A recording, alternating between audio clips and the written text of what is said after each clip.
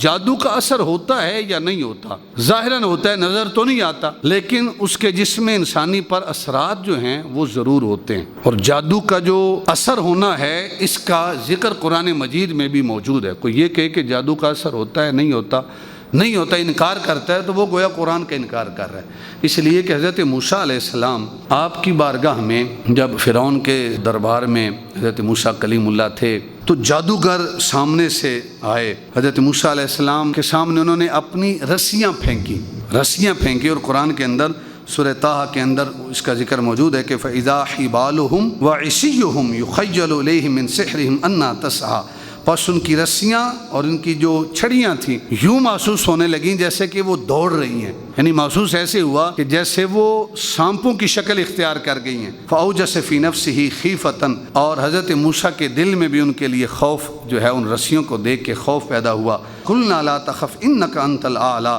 خالق کائنات نے ارشاد فرمایا اے موسیٰ ڈرنے کی ضرورت نہیں ہے، بے شک تم ہی سر بلند رہو گے، جس کو ہم شکست دیں گے تو آپ کے مد مقابل چھوٹے چھوٹے جادوگر ہیں، فتح نصیب ہوگی تو اے موسیٰ کلیم اللہ آپ کو ہی فتح نصیب ہوگی۔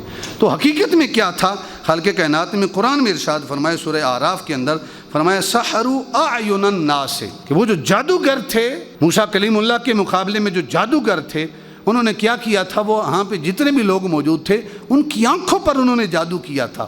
سحروا اعین الناس، لوگوں کی آنکھوں پر جادو کر دیا تھا۔